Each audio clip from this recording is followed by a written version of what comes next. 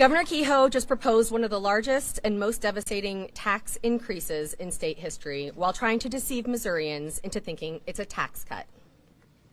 Since the state income taxes provide about 2/3 of the state's general revenue fund, eliminating that revenue source requires a massive increase in both the rate and scope of the state sales tax to avoid bankrupting state government. The result would be a net tax increase for the vast majority of Missourians. If you enjoy paying substantially higher taxes on just about everything you buy, then you'll love Tax Hike Mike's plan. If you want the state to tax services that are currently constitutionally protected from taxation, you'll love Tax Hike Mike's plan. If you think being able to afford the basics of life should be beyond the reach of even more Missourians, then you'll love Tax Hike Mike's plan. And if you believe in robbing from the poor to give to the rich, you'll love Tax Hike Mike's plan. And perhaps the worst part of Tax Hike Mike's scheme is that there's no guarantee that it will even balance books. So while most Missourians would get smacked with a massive tax increase to pay for yet another unwarranted tax cut for the rich, it could still leave the state collecting less revenue than before, which inevitably will mean devastating budget cuts. That means less money to invest in our children through public education, less money to support law enforcement to keep our communities safe, less money to repair crumbling roads and bridges, less money to ensure that the basic medical needs of all Missourians are met. In other words, Tax Hike Mike wants to dig his hands deeper into most people's pockets, but provide them fewer services in return. He's already provided a preview of the hard times to come by proposing $600 million in core cuts in his proposed fiscal year 2027 state budget and underfunding K-12 public schools by at least $190 million. And if Tax Hike Mike gets his way, the financial crisis will get progressively worse. House Democrats believe Tax Hike Mike's scheme is a blueprint for disaster, and we will do everything possible to rally Missourians into defeating it and protecting their own pocketbooks. I'm happy to take your questions. Representative, was there anything in the governor's budget plans or his State of the State address that you felt like could work, or you guys would be willing to work with him on to make better for the voters? Listen, I am thrilled to hear the governor champion a bill that I first introduced a few years ago, which would allow women in the state to get divorced if they're pregnant. That was a highlight today, and while the credit was given to a Republican who just started carrying the bill last year, I'm really excited to see that bipartisan effort get noted. Leader, go ahead. Leader Ronnie, I had a question. So when Governor Kehoe's up there, he said people can make more fiscally responsible decisions than politicians. Well, right before the State of the State, I don't know if you saw it in the rotunda, there's a group called People Not Politicians that was out there against this gerrymandered map that the supermajority passed last year. Did you find any irony in his speech today when talking about fiscal policy versus other policy we've seen? You know, what I found ironic is I think that there was a part of his speech where he talked about if the Missouri voters were to pass this income tax proposal, he looked forward to supporting the will of the voters. That's irony. That's irony in the face of everything that he and his administration have been doing to undo the will of the people, whether it's on workers' rights, abortion rights, the maps, all of it. Governor Kehoe called for $10 million, so $60 million increasing for scholarships for private schools within the state. Last year, $60 million. Treasurer Malik is asking for $100 million. So one, what do you think of the discrepancy between what Kehoe is calling for and Malik, and also Democrats' idea that the ESA dollars are going to be a continued cost? That might be for Fogle. Yeah, absolutely. I'm going to hand it over to Representative Fogle. Hi, Betsy Fogle, Ranking Minority Member on our state's Budget Committee. Honestly, I was excited that the number was only $10 million in additional general revenue that's going to be spent, or at least being proposed to be spent, on the Missouri Most Scholars program. That is something that House Democrats will continue to push back on, and happy to get into that if you'd like. Overall, a quick comment on the foundation formula. I think if we are going to go down this path of privatizing education, with which the governor has made clear his intent to do so, we cannot do it at the expense of our public education systems. And that promise, once again, has been broken by the governor to not fully fund the foundation formula. This year, that number is about $190 million, less than where it should be. I would also say it's very interesting to me that the governor's number this year and what he pitched or planned to spend on the foundation formula is the exact same number that we spent last year. And he was very vocal in his opposition. Senate Republican leadership was very vocal in their opposition to fully funding the foundation formula. And I'm very thankful that the governor has chosen to agree with me and agree with my caucus that we should be spending those dollars in kids in classrooms across the state of Missouri. What would be the effect to education if the state were to adapt open enrollment? I'm going to turn it over. That's not my lane. I just found out it was my lane. I'm Marty Jacobs. I'm in District 38. Several things about open enrollment. What strikes me first, or has struck me first, is that it is a way for an unintended consequence, maybe from the legislation, is that parents who move from a district where the families are paying less property tax value and they're moving into a district where it's a higher property tax value being charged by people, are then their children are being educated in a situation where they're sitting next to a student whose parents are paying twice as much from a local property tax for that education.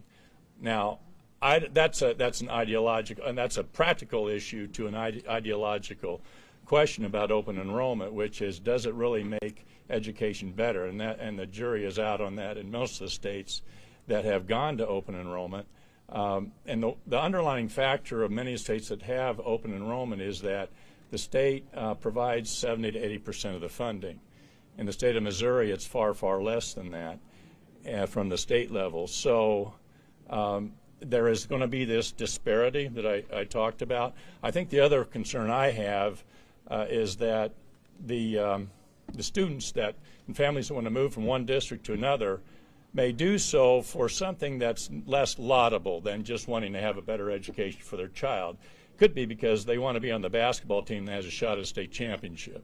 We have students that will do that right now occasionally, and there's a whole system of laws and policies that MSHA has to deal with that. And I've been told that that would be the same case with this. But if you move and you can say that it's for educational reasons and no other, then your children can be a part of that. And there's a consequence back on the other side then for the schools that are struggling to maintain enrollment, is that they lose some people from the courses and classes and from the athletic and academic activities programs that really help build those and help them grow and create a climate and a culture where these kids can really thrive. And that's what I really worry about, is that all of a sudden 5 or 6 students that are in a choir program move over to another district, and now the choir program in District A is far less of a place that people want to be a part of. So I think it creates a very unnatural situation, with the idea being laudable, which is to improve education. But I think the reality of it will be that it won't, and so on balance, I think it's something that we should not support. Representative, your illustration there, though, sounded a lot like some form of economic segregation. I mean, is that a defensible system, and should a student's educational quality depend on their property values at all? In terms of depending upon the property value, that's a reality that we have, right? It sounds like you were describing student A in a district that has $3 for $100 or $100 evaluation, for example, is moving over district where it's $6 per $100 evaluation, and so. But why does the kid from the cheaper house have to be stuck in an education system that doesn't have the same quality? Well, that's an illustration where some people could argue there's an unfairness there, that there's not an equal taxation burden on the people receiving the same value. That's the only reason I'm bringing that up. But I think it has other issues that have to be dealt with as well. I have a question on. I'm sorry, on the issue of income taxes. The governor's remarks made it sound like if voters approve a phase out, that the details would then come in the next session. Is that your understanding? And what should voters know before they go to the polls? Well, there are a few things. One, we were really excited to hear the details of this income tax plan today. Unfortunately, we still don't have many of those details based on the State of the State address. I look forward to seeing the bill proposal come down. However, what I will say is that this income tax proposal is it's interesting if it is going to be the way he has described it in this address today, which is that step one will be asking Missourians to vote to eliminate their income taxes.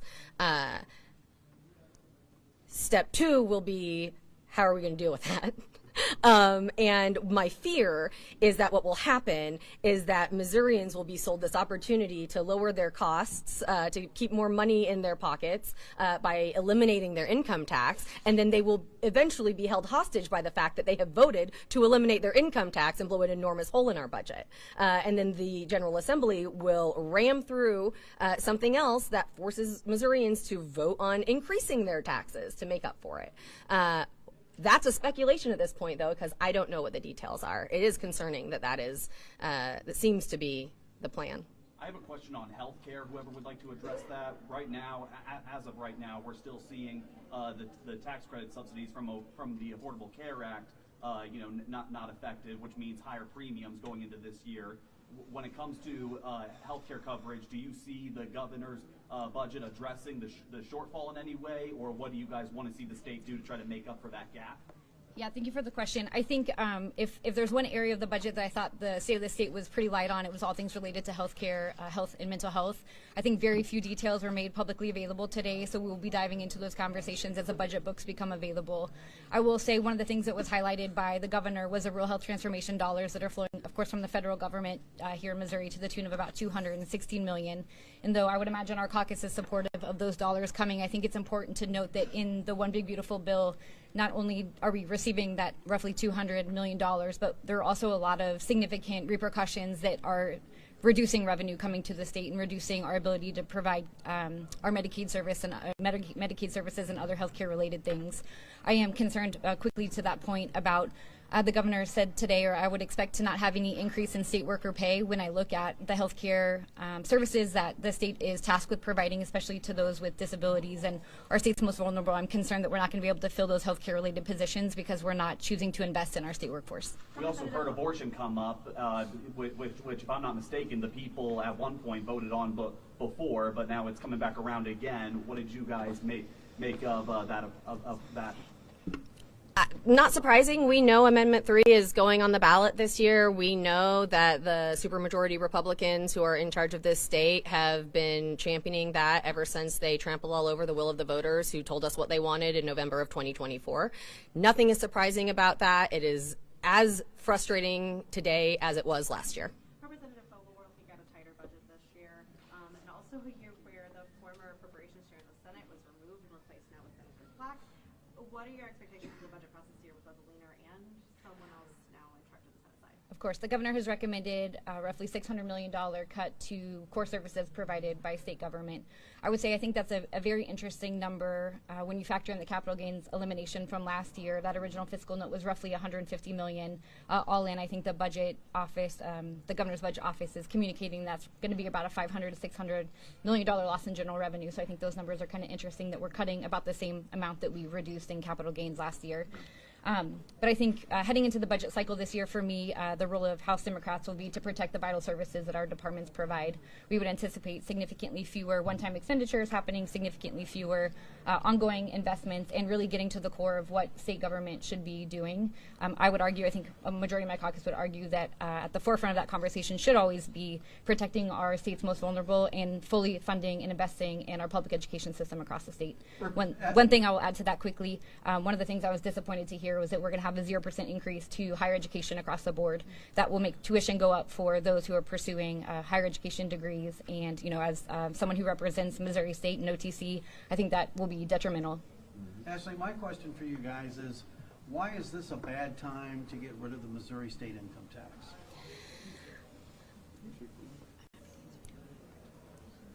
Yeah, I'm gonna let Betsy actually take that one. Yeah. Happy to answer it. You know, the income tax elimination, the proposal would eliminate $9 billion of general revenue from our state's budget. And I am not here to say that the budget is more important than keeping tax dollars in people's pockets. I do think it's important that the governor, that we all recognize, the governor just spent an hour of his time highlighting all of the great things that state government provides its constituents.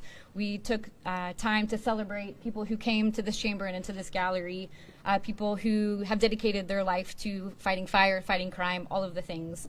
It is important that we can pay our bills. Eliminating the income tax right now, I think, is detrimental for several reasons. One, it places our budget in an unstable environment, potentially, depending on what the details are.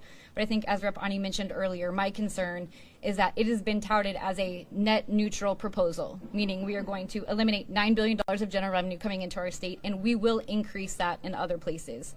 The governor mentioned a few things like closing loopholes. You do not generate $9 billion of economic activity off of closing the loopholes mentioned today, which to me signals that this will be an increase in sales tax, will be an increase on taxation of services, which will raise the cost of living for most Missourians. And I know that this is a time when people are struggling to pay their bills. This is a time when people are struggling to afford health care, and I'm not in support of any tax proposal that increases cost of living for my constituents. Representatives, or well, any of you, obviously the economy is tough for a lot of people, so either way, people would love to see a tax cut one way or another. In what areas, especially in the upcoming budget, do you believe there could be other tax cuts that would save people more money than just the income tax?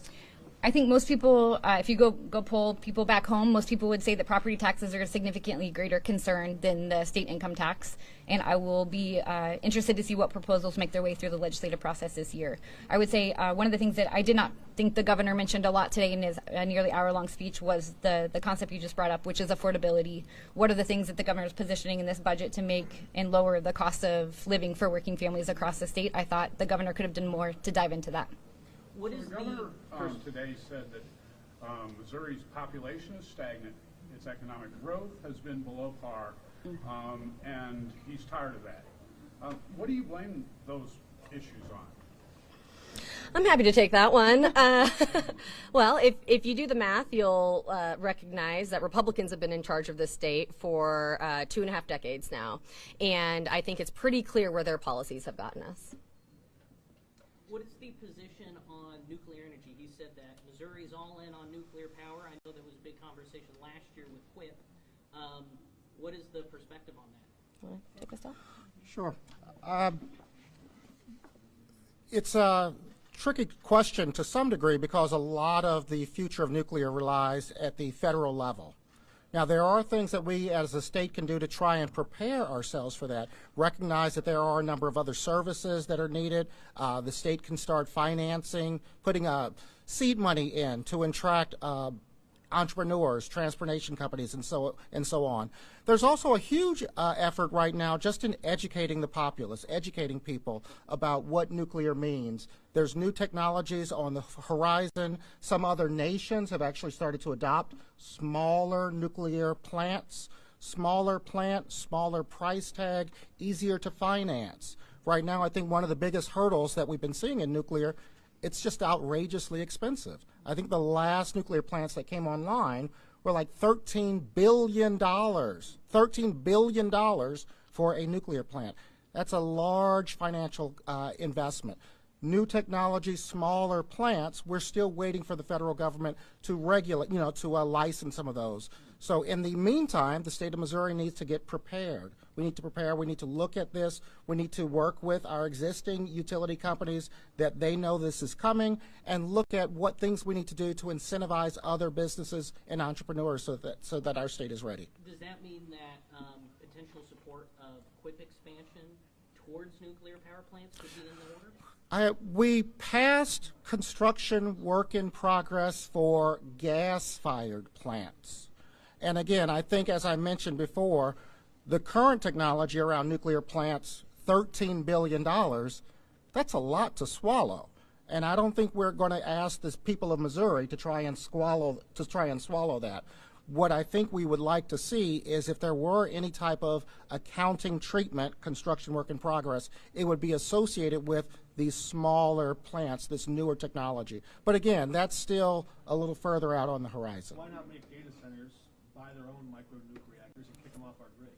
Data centers is another very important topic, and in fact, I've been talking to the utilities chairman. We had some educational hearings last year. We're probably going to have to do some educational hearings this year on data centers themselves because they consume a lot of power. Because they consume so much power, there's discussion about possible cogeneration. Should they make their own power, or should they be buying power from the local utilities? And if so, one thing that we've made clear is that they're going to pay for initial infrastructure associated with that data center. You build a data center, you're probably going to need a sub-transformer or sub-plant associated with it. They're going to be covering the cost of that. And there's also collateral. We don't want data centers coming in, being present for 2 or 3 years and then leaving. So there are some collateral payments that we're looking at. So data centers, very, very important topic. I think there's a lot of education, not only just for the legislatures, but people in the people of Missouri to understand just what we're doing to try and make sure that data centers are paying their fair share, but also that, you know, Missouri can benefit from them. There's been a lot of headlines in the last few years and for decades about radioactive waste that was spread all over St. Louis. And there is no national permanent repository for the spent fuel from nuclear power. If we have little nuclear power reactors all over the state, is anyone concerned about the escape of waste or radiation? Our current nuclear plants store their nuclear waste on site. I think one of the things that we have to look at is we're talking about smaller plants and where we're going to be putting them. One proposal is the same utility companies that have been closing and shuttering some of their existing plants, some of the coal plants, maybe those are good locations for some of this newer, smaller technology. And again, we just don't know the solution to that. Right now, I will tell you that you're right. We don't have a national solution to nuclear waste. So what we've been doing at our nuclear plants is storing it on site, and we've not had any issues with that. So I think that's a question that we do have to investigate and make sure that we have a clear solution on how we're going to handle security, staffing, and the waste generated by these plants. I have a question. Go ahead. I have a question for Representative Bonney, if I may. I'm sure you probably have seen the Kansas City area for weeks now has been lit up blue. People over there do not want to lose the Royals after what the Chiefs did. We didn't hear anything from the governor in his State of the State about keeping, the Royals hopefully in Missouri. What would you like to see, or can anything be done this next session by state leaders to keep the Royals around the Kansas City, Missouri area?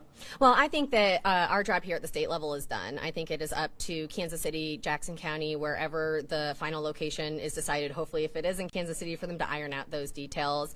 My hope is that they do it sooner rather than later and work closely with the team in a transparent way so that we can keep the Royals here and not somewhere else. Certainly, I don't want to see them move into Kansas, but I think that ship has sailed. So if the Royals leave Missouri, they're not going to be in the same market anymore. They will be in Nashville. They will be in Omaha. They will be somewhere else, and that's unacceptable. Why, if it's unacceptable, why do you think the state has done all it can and can't do more this upcoming budget or session?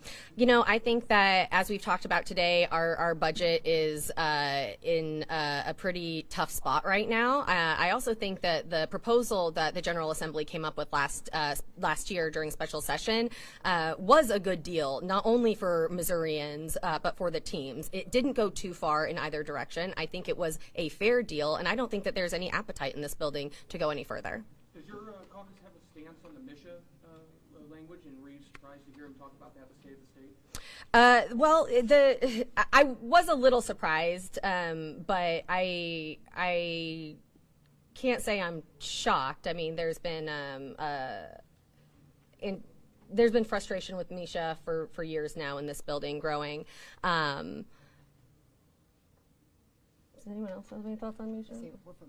Yeah, I mean, honestly, yeah, like it's to me, listening to the governor talk about taking over a Missouri high school athletics, rule promulgators. Good Lord, not even going to use that word.